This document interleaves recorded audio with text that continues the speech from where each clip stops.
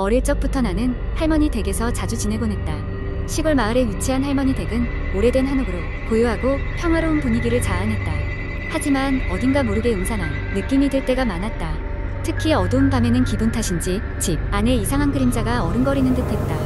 어느 여름밤 할머니는 마을 잔치에 가셨고 나는 혼자 집을 지키고 있었다. 더운 날씨 덕에 창문을 활짝 열어놓고 있던 터라 조금씩 불어오는 바람에 커튼이 살랑거렸다. 그런 밤은 보통 좋아하는 만화책을 읽으며 보내곤 했다. 그러나 그날은 이상하게도 책에 집중이 되지 않았고 몸이 자꾸만 굳어가는 느낌이 들었다. 잠시 후 어디선가 쿵 하는 소리가 들려왔다. 집은 오래되어 나무가 틀어지고 삐걱거리는 소리를 자주 내긴 했지만 이번 소리는 어딘가 달랐다. 마치 무언가 무거운 것이 떨어진 듯한 소리였다.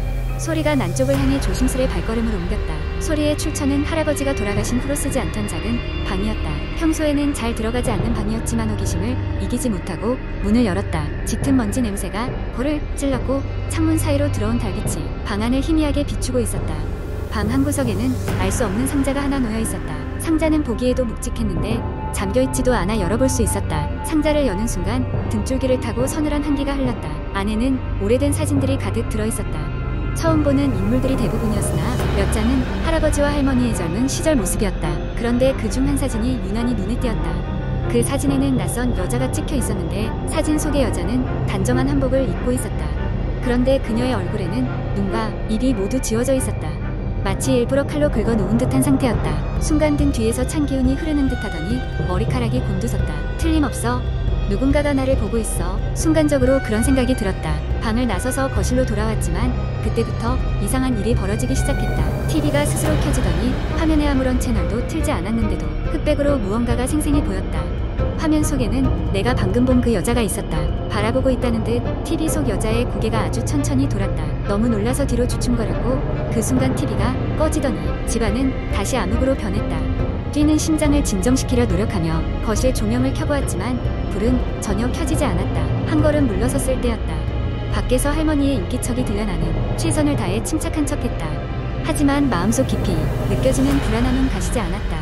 할머니가 돌아오시고 나서 이 이야기를 꺼내보았지만 할머니는 웃으며 꿈이라도 꾸었겠지 하고 말씀하셨다. 하지만 그 방의 상자 속에서 봤던 그의 사진과 TV 속 모습은 마치 생생한 악몽처럼 지금도 내 머릿속에 각인되어 있다.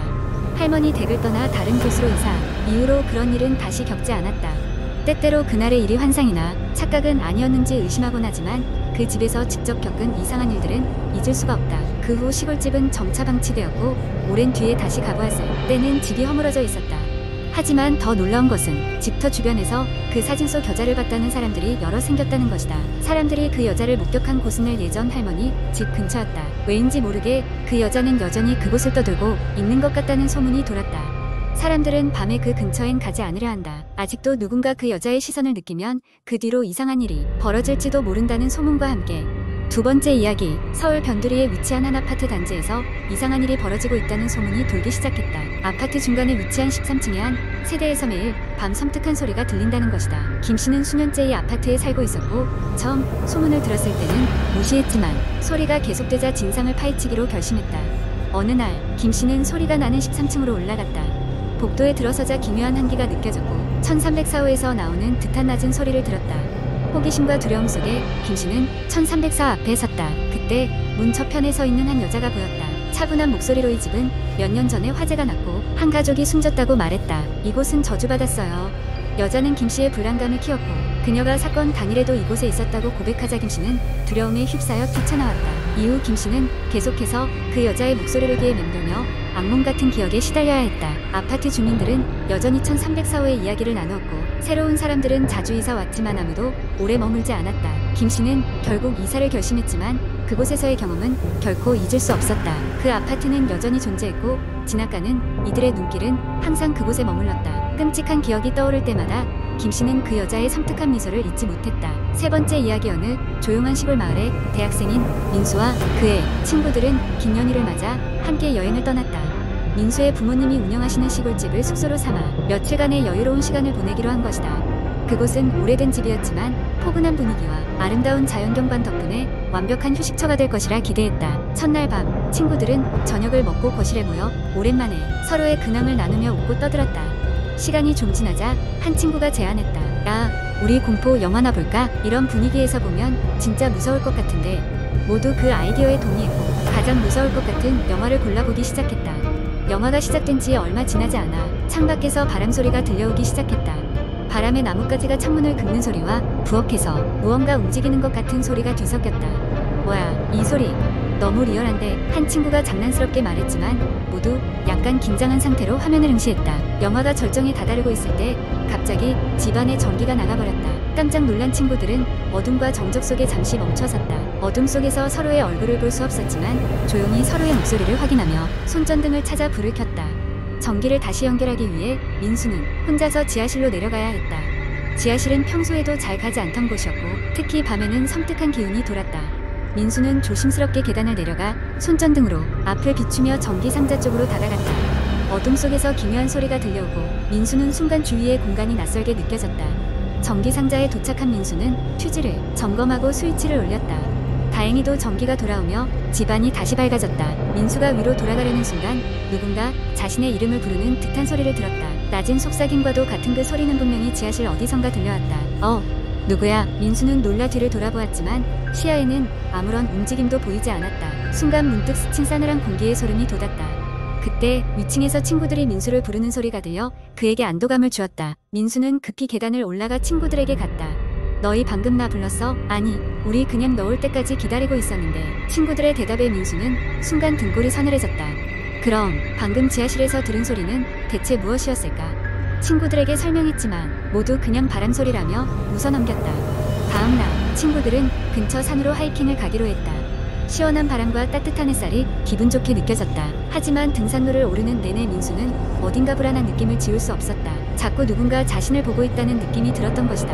그는 두리번거리며 주변을 살폈다. 그리고 문득 어젯밤의 일이 떠올랐다. 한참을 올라 정상에 가까워졌을 때였다. 길 한 구석에서 낡아 보이는 작은 목각상 하나가 눈에 띄었다.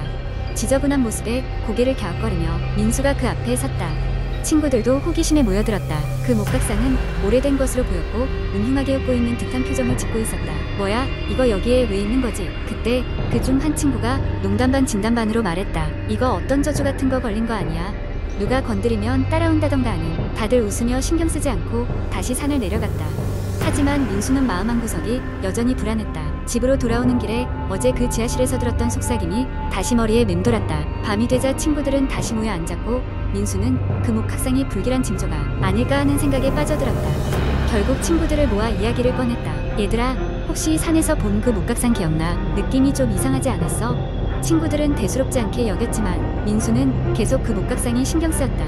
모두가 잠든 후에도 그는 쉽게 잠에 들지 못했다. 어두운 방 안에서 속삭이는 소리와 누군가 지켜보는 듯한 느낌이 계속 함께했다. 그러다 결국 민수는 다시 한번 지하실로 내려가게 되었다. 이번엔 스스로 무언가 하긴 해야겠다는 생각에 사로잡혔다. 어둠 속에서 들리는 정체에 모를 소음을 따라가다가 그곳에서 낯선 그림자를 발견했다. 순간 소름이 돋으며 가슴이 얼어붙는 듯한 공포가 엄습했다.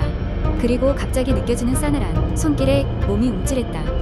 민수는 비명을 지르며 지하실을 뛰쳐나왔다. 모든 친구들이 그의 비명에 잠에서 깨고 무슨 일이냐며 몰려들었다. 민수는 그날 밤 자신이 겪은 일들을 털어놓았고 결국 모두 함께 집 밖으로 나와야 했다. 그날 이후로 민수와 친구들은 다시 그 집에 가지 않았다. 며칠 후 민수는 인터넷을 통해 그 목각상이 그 지역에 전해 내려오던 오래된 전설과 관련이 있다는 것을 알게 되었다. 그 목각상은 일종의 수호자였고 그곳을 건드린 사람에게는 종종 그들의 죄를 물어본다는 이야기였다. 민수는 그 이야기를 듣고서야 자신의 경험을 이해할 수 있었다. 이후로 민수는 이유를 알 수 없는 공포가 서린 그날 밤의 일을 누구에게도 직접 말하지 않았다. 다만 가끔씩 조용한 밤이 되면 여전히 누군가 자신의 이름을 부르는 듯한 느낌이 들곤 했다.